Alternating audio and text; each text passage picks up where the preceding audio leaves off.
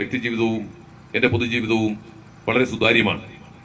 ഞാനും എൻ്റെ ഭാര്യയും 2 മക്കളും സന്തോഷപൂർവ്വം കഴിയുന്ന കുടുംബജീവിതം നയിക്കുന്ന ഒരാളാണ്. എനിക്ക് ഈ പറഞ്ഞതുപോലെ 5000 കാമുകിമാരോ അല്ലെങ്കിൽ ഭാര്യമാരോ ഒന്നുമില്ല. ഞാൻ വളരെ സന്തോഷപൂർവ്വം മുന്നോട്ട് പോകുന്ന എൻ്റെ വ്യക്തിജീവിതവും അതുപോലെ തന്നെ പൊതുപ്രവർത്തനവും വളരെ സജീവമായി മുന്നോട്ട് പോകുന്ന ഒരാളാണ്. മറ്റു വിഷയങ്ങളിലേക്ക് ഒന്നും കടന്നു പോകുന്നില്ല. ഈ പ്രദേശത്തൊക്കെ ഒരു വീട്ടിലൊരു മരണമുണ്ടായാൽ, ഒരു കല്യാണമുണ്ടായാൽ, അല്ലെങ്കിൽ ഒരു പാലുകാച്ചുണ്ടെങ്കിൽ അതിനൊക്കെ ക്ഷണിക്കുകയും കടന്നു വരികയും ചെയ്തിട്ടുള്ള ആളാണ്. മരണ വീട്ടിലേക്ക് നമ്മളെ ആരും ക്ഷണിക്കേണ്ടതില്ല. ഒരു മരണം അറിഞ്ഞാൽ നമ്മൾ സ്വമേധയെ അറിഞ്ഞ് അവിടെ ചെന്ന് ആ മരിച്ച ആളുടെ ബന്ധുക്കളെ ആശ്വസിപ്പിക്കുക സ്വാഭാവികമാണ്. അങ്ങനെ മരണത്തിന് പോകുന്നതിന്റെ പേരിൽ എന്നെ ഏറ്റവും കൂടുതൽ ആക്ഷേപിച്ചിട്ടുള്ളത് ഈ സ്ഥലത്തെ ജനപ്രതിനിധി നമ്മുടെ MLA ആണ്. മരണത്തിന്റെ വ്യാപാരിയെന്നും ശവപ്പെട്ടി കച്ചവടക്കാരന്റെ മാനസികാവസ്ഥയുള്ള ആളെന്നുമൊക്കെ എന്നെ നിരന്തരമായി ആക്ഷേപിച്ചുകൊണ്ടിരുന്നു. ഞാൻ ഒരിക്കൽ പോലും ഇതിനെതിരായി പ്രതികരിച്ചിട്ടേയില്ല. മരണ വീട്ടിൽ പോകുന്നതിന്റെ പേരിൽ അല്ലെങ്കിൽ അതൊരു തെറ്റാണ് എന്നാണ് നമ്മുടെ MLA പറയുന്നതെങ്കിൽ ആ തെറ്റ് ആവർത്തിക്കാൻ തന്നെയാണ് തീരുമാനം. ഒരു വീട്ടിൽ ഒരു മരണമുണ്ടായാൽ ആ വീട്ടിൽ ചെന്ന് മരണപ്പെട്ടയാളുടെ ബന്ധുക്കളെ ആശ്വസിപ്പിക്കുന്നത് ഒരു പൊതുപ്രവർത്തകന്റെ പ്രാഥമിക കടമയാണ് എന്ന് വിശ്വസിക്കുന്ന ആളാണ് ഞാൻ. അങ്ങനെ കഴിഞ്ഞ 5 വർഷമായി ഈ പ്രദേശത്തെ മരണ വീടുകളിൽ കടന്നു ചെന്നതിന്റെ പേരിൽ എന്നെ ക്രൂശിക്കാനാണെങ്കിൽ അങ്ങനെ ആയിക്കോട്ടെ എന്ന് കരുതുന്ന ഒരാൾ കൂടിയാണ്. ഇവിടെ ഈ സ്വീകരണം ഉദ്ഘാടനം ചെയ്ത നമ്മുടെ പ്രിയങ്കരനായ നേതാവ് ശ്രീ CR നജീബ്, ഈ വേദിയിലുള്ള മറ്റു നേതാക്കന്മാർ, ഞാൻ ആരുടെയും പേരെടുത്ത് പറഞ്ഞില്ല. UDFന്റെ ചെയർമാനുണ്ട്, കൺവീനറുണ്ട്, പഞ്ചായത്ത് പ്രസിഡന്റുണ്ട്, അതുപോലെ തന്നെ DCC ഭാരവാഹികളുണ്ട്, ബ്ലോക്ക് പ്രസിഡന്റ്, പാർട്ടിയുടെ ബ്ലോക്ക് പ്രസിഡന്റ്, നിരവധി ആളുകൾ ഈ വേദിയിലുണ്ട്. പ്രിയമുള്ള നേതാക്കന്മാർ, ജില്ലാ പഞ്ചായത്ത് അംഗമുണ്ട്, പ്രിയമുള്ള നേതാക്കന്മാരെ, സുഹൃത്തുക്കളെ, സഹപ്രവർത്തകരെ, ഇന്നത്തെ സ്വീകരണ പരിപാടി സൂചിപ്പിച്ചതുപോലെ രാവിലെ 9 മണിക്ക് തലവൂർ ക്ഷേത്ര സന്നിധിയിൽ നിന്നാണ് ആരംഭിച്ചത്. നമ്മൾ 8:30 മണിക്ക് ഇവിടെ അവസാനിപ്പിക്കണം എന്നാണ് തീരുമാനിച്ചിരുന്നത്. ഇന്ന് ഇടകാലത്തിൽ രേഖപ്പെടുത്തി എന്നെ വിജയിപ്പിക്കണമെന്ന് അഭ്യർത്ഥിക്കുന്നതിന് വേണ്ടിയാണ് ഞങ്ങൾ UDFന്റെ നേതാക്കന്മാരുടെ നിയന്ത്രണത്തിൽ നിർദ്ദേശാനുസരണം ഇവിടെ കടന്നു വന്നിട്ടുള്ളത്. ഈ തെരഞ്ഞെടുപ്പിന്റെ പ്രാധാന്യത്തെക്കുറിച്ചൊക്കെ എനിക്ക് മുമ്പ് സംസാരിച്ച നേതാക്കന്മാർ ഇവിടെ സൂചിപ്പിച്ചു. ഇവിടെ ശ്രീ CR നജീബ് പറഞ്ഞതുപോലെ നമ്മുടെ ബ്ലോക്ക് പ്രസിഡന്റ് 1 മണിക്കൂറിലധികം എടുത്ത് ആനുകാലിക രാഷ്ട്രീയ സംഭവ വികാസങ്ങളെക്കുറിച്ച് നന്നായി അവതരിപ്പിച്ചു എന്നാണ് ഞാൻ മനസ്സിലാക്കുന്നത്. നമ്മളെ സംബന്ധിച്ച് ഈ തെരഞ്ഞെടുപ്പ് വളരെ നിർണായകമാണ്. കഴിഞ്ഞ 10 വർഷമായി സംസ്ഥാനത്ത് അധികാരത്തിലുള്ള ഇടതുപക്ഷ ജനാധിപത്യ മുന്നണി സർക്കാരിന്റെ ജനദ്രോഹ നടപടികളിൽ പ്രതിഷേധിക്കാൻ കിട്ടുന്ന ഒരു അവസരമാണ് നമ്മളെ സംബന്ധിച്ചത്.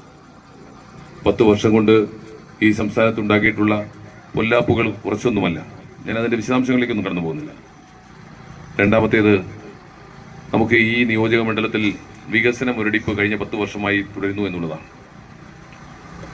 നമ്മുടെ ഈ നിയോജക മണ്ഡലത്തിൽ എന്തെങ്കിലും വികസന കാര്യങ്ങൾ നടന്നിട്ടുണ്ടെങ്കിൽ അത് നടത്തിയിട്ടുള്ളത് ശ്രീ ഉമ്മൻചാണ്ടിയും ശ്രീ AK ആന്റണിയും ഈ കേരളത്തിന്റെ മുഖ്യമന്ത്രിമാരായിരുന്ന കാലയളവിലാണ് എന്ന് ഞാൻ പ്രത്യേകം പറയേണ്ടതില്ല. ഒരു ജനപ്രതിനിധി എങ്ങനെ ആയിക്കൂടാ എന്നതിന്റെ ഏറ്റവും ഒടുവിലത്തെ ഉദാഹരണമാണ് നമ്മുടെ ജനപ്രതിനിധി.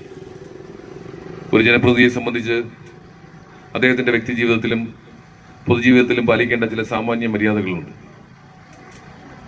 ആ അർത്ഥത്തിൽ നമ്മുടെ ജനപ്രതിനിധിക്കെതിരായി അദ്ദേഹത്തിന്റെ ഈ പറഞ്ഞ സാമാന്യ മര്യാദകൾ ലംഘിച്ചതിന് അദ്ദേഹത്തെ ജനപ്രതിനിധിയാക്കി മാറ്റിയ നമ്മുടെ വോട്ടർമാർക്ക് അദ്ദേഹത്തെ ശിക്ഷിക്കാൻ കിട്ടുന്ന ഒരു അവസരമാണ് ഈ തെരഞ്ഞെടുപ്പ്. ഏറ്റവും അവസാനത്തേത്, 4-മത്തേത്, നമ്മുടെ ഈ തെരഞ്ഞെടുപ്പിൽ മെയ് മാസം 4-ാം തീയതി റിസൾട്ട് വരുമ്പോൾ സംസ്ഥാനത്ത് UDF സർക്കാർ അധികാരത്തിൽ വരാൻ പോകുന്നു. പത്തനാപുരത്ത് നമ്മൾ ജയിക്കാൻ പോകുന്നു.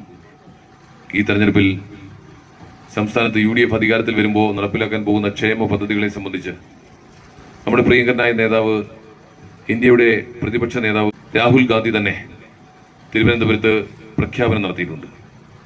ആ പ്രഖ്യാപനങ്ങൾ ഒന്നിനൊന്ന് ജനകീയമായ പ്രഖ്യാപനങ്ങളാണ്. ക്ഷേമ പദ്ധതികളാണ് അദ്ദേഹം പ്രഖ്യാപിച്ചിട്ടുള്ളത്.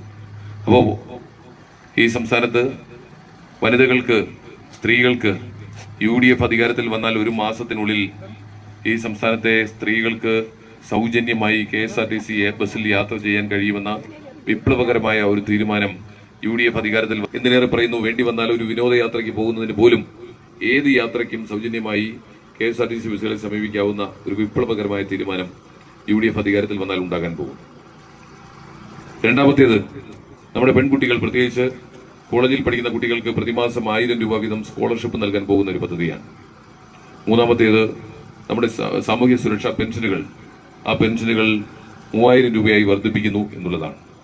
നാലാമത്തേത്, നമ്മുടെ ചെറുപ്പക്കാർ, തൊഴിൽരഹിതരായിട്ടുള്ള ചെറുപ്പക്കാർ, അവരെ സംബന്ധിച്ച് അവരുടെ പഠനം കഴിഞ്ഞ് തൊഴിൽരഹിതരായി നിൽക്കുമ്പോൾ എന്തെങ്കിലും ഒരു സംരംഭം ആരംഭിക്കണമെങ്കിൽ അവർക്ക് സംസ്ഥാന സർക്കാരിന്റെ ഭാഗത്തു നിന്ന് 5 ലക്ഷം രൂപ വരെ പലിശരഹിത വായ്പയായി നൽകുന്ന പദ്ധതിയാണ് അടുത്തത്.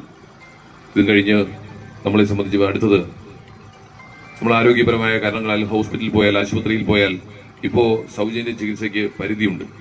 ഒരു സർക്കാർ ആശുപത്രിയിൽ സൗജന്യ ചികിത്സയ്ക്ക് പരമാവധി 5 ലക്ഷം രൂപയാണ് ചെലവാക്കാൻ കഴിയുന്നത്.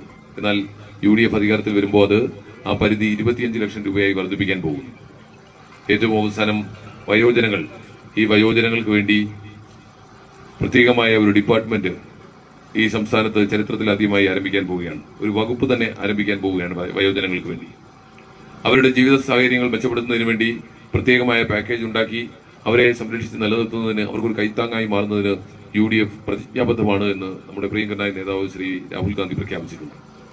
അപ്പോ നമ്മളെ സംബന്ധിച്ച് സ്ത്രീകൾക്ക് പ്രത്യേകമായ കരുതൽ, പഠിക്കുന്ന പെൺകുട്ടികൾക്ക് പ്രത്യേകമായ കരുതൽ, നമ്മുടെ വയോജനങ്ങൾക്ക് പ്രത്യേകമായ കരുതൽ, തൊഴിൽരഹിതരായ ചെറുപ്പക്കാർക്ക് പ്രത്യേകമായ കരുതൽ, അതിനപ്പുറത്തേക്ക് നമുക്ക് എല്ലാവർക്കും പ്രയോജനപ്രദമാകത്തക്ക രീതിയിലുള്ള ഈ സാമൂഹ്യ സുരക്ഷാ പെൻഷനുകളുടെ വർധനവ്, ചികിത്സാ സഹായം, അങ്ങനെ സമസ്ത മേഖലയെയും സ്പർശിക്കുന്ന ഒരു പ്രഖ്യാപനമാണ് UDFന്റെ ഭാഗത്തു നിന്നുണ്ടായിട്ടുള്ളത്. തീർച്ചയായിട്ടും ഈ പ്രഖ്യാപനങ്ങളെ കൂടി വിശ്വാസത്തിലെടുത്തുകൊണ്ട് UDF അധികാരത്തിൽ വരുമ്പോൾ ഇത്രയും പ്രഖ്യാപനങ്ങൾ സമയബന്ധിതമായി നടപ്പിലാക്കുമെന്ന ഉത്തമ വിശ്വാസം ശ്രീ രാഹുൽ ഗാന്ധി പ്രഖ്യാപിച്ചതുകൊണ്ട് തന്നെ നമുക്കുണ്ട്. KSRTC ബസ്സിൽ നമ്മുടെ സ്ത്രീകൾക്ക് സൗജന്യമായി യാത്ര ചെയ്യാൻ കഴിയുമെന്ന പ്രഖ്യാപനം വന്നപ്പോൾ നമ്മുടെ ട്രാൻസ്പോർട്ട് മന്ത്രി, നമ്മുടെ സ്ഥലം MLA രാഹുൽ ഗാന്ധിയെ വിമർശിക്കുന്നതാണ് നമ്മളൊക്കെ കണ്ടത്. എന്നാൽ വളരെ അഭിമാനത്തോടുകൂടി നമുക്ക് പറയുവാൻ കഴിയും, ശ്രീ രാഹുൽ ഗാന്ധി തെരഞ്ഞെടുപ്പ് വേളയിൽ കർണാടകയിലും തെലങ്കാനയിലും ഇതേ പ്രഖ്യാപനം നടത്തിയിരുന്നു. അവിടെ അധികാരത്തിൽ വന്ന് ഒരു മാസത്തിനുള്ളിൽ കർണാടകയിലും അതുപോലെ തന്നെ തെലങ്കാനയിലും നമ്മുടെ സഹോദരിമാർക്ക് സൗജന്യമായി യാത്ര ചെയ്യാനുള്ള സൗകര്യം ഏർപ്പെടുത്തിയിട്ടാണ് അദ്ദേഹം ഈ കേരളത്തിലും അത് നടപ്പിലാക്കുമെന്ന് പറഞ്ഞിട്ടുള്ളത്. ഇപ്പോഴും കർണാടകയിലും തെലങ്കാനയിലുമുള്ള സ്ത്രീകൾക്ക്, വനിതകൾക്ക് സൗജന്യമായി അതാത് സ്റ്റേറ്റുകളിലെ RTCകളിൽ യാത്ര ചെയ്യാം. അതുപോലെ ഈ സംസ്ഥാനത്തും അത് നടപ്പിലാക്കും. ഈ പ്രഖ്യാപനങ്ങളെല്ലാം നടപ്പിലാക്കാൻ വേണ്ടി തന്നെ ഉള്ളതാണ്. ഈ മെയ് മാസം 4-ാം തീയതി റിസൾട്ട് വരുമ്പോൾ തീർച്ചയായിട്ടും UDF അധികാരത്തിൽ വരുമ്പോൾ ഈ പദ്ധതികളെല്ലാം നടപ്പിലാക്കുക തന്നെ ചെയ്യും. അങ്ങനെ എല്ലാ അർത്ഥത്തിലും ജനോപകാരപ്രദമായ ക്ഷേമ പ്രവർത്തനങ്ങൾ ഉൾപ്പെടുന്ന ഈ പദ്ധതികൾക്ക് അനുകൂലമായി നിങ്ങളുടെ എല്ലാവരുടെയും വിധിയെഴുത്തുണ്ടാകണമെന്ന് അഭ്യർത്ഥിക്കുകയാണ്. ഇന്നിപ്പോ ശ്രീ രാഹുൽ ഗാന്ധി കേരളത്തിലുണ്ടായിരുന്നു. അദ്ദേഹം ഇന്നൊരു പ്രഖ്യാപനം കൂടി നടത്തിയിട്ടുണ്ട്. സംസ്ഥാനത്തെ കാർഷിക മേഖലയിൽ പ്രത്യേകിച്ച് റബ്ബർ കർഷകരെ സംബന്ധിച്ച് അവർക്ക് താങ്ങുവില 250 രൂപയായി പ്രഖ്യാപിച്ചിട്ടുണ്ട്. ഇപ്പോൾ ഞാൻ മനസ്സിലാക്കുന്നത് 210 രൂപ, 212 രൂപയാണ് 1 കിലോ റബ്ബറിന് ലഭിക്കുന്നത്. റബ്ബറിന് നിർബന്ധമായും 250 രൂപ കർഷകർക്ക് ലഭിക്കുന്നു എന്ന് ഉറപ്പുവരുത്തുന്ന താങ്ങുവില പ്രഖ്യാപിക്കുമെന്ന് ശ്രീ രാഹുൽ ഗാന്ധി ഇന്ന് പ്രഖ്യാപിച്ചിട്ടുണ്ട്. നമുക്ക് 150 രൂപയെ റബ്ബറിന് മാർക്കറ്റിൽ വിലയുള്ളെങ്കിൽ സർക്കാരിന്റെ ഭാഗത്തുനിന്ന് ബാക്കി 100 രൂപ തരും. അങ്ങനെ ഏറ്റവും മിനിമം 250 രൂപ റബ്ബർ കർഷകർക്ക് ലഭിക്കുന്ന പദ്ധതി ഇന്ന് ശ്രീ രാഹുൽ ഗാന്ധി പ്രഖ്യാപിച്ചിട്ടുണ്ട്. അപ്പോൾ കർഷകരെ കൂടി വിശ്വാസത്തിലെടുത്തുകൊണ്ട് മുന്നോട്ട് പോകാൻ UDF തീരുമാനിച്ചിരിക്കുന്നവരും കൂടി ഈ അവസരത്തിൽ അറിയിക്കട്ടെ. ഏതായാലും നമ്മളെ സംബന്ധിച്ച് മുൻ പറഞ്ഞ കാരണങ്ങൾക്കപ്പുറമായി ഇത്തരത്തിൽ UDF മുന്നോട്ട് വയ്ക്കുന്ന ആ പദ്ധതികൾ കൂടി വിശ്വാസത്തിലെടുത്തുകൊണ്ട് UDFന്റെ അനുകൂലമായി നിങ്ങളുടെ വിധിയെഴുത്തുണ്ടാകണമെന്ന് ഒരിക്കൽ കൂടി ഞാൻ അഭ്യർത്ഥിക്കുകയാണ്. ഞാൻ അവസാനിപ്പിക്കുന്നു.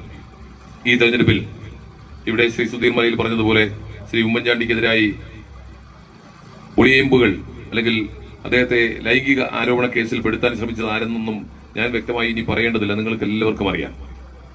എന്നെ സംബന്ധിച്ച് ഞാൻ ഈ പ്രദേശത്തെ പൊതുപ്രവർത്തകനായി കഴിഞ്ഞ 5 വർഷവും സജീവമായി വന്നിട്ടുള്ളയാളാണ്.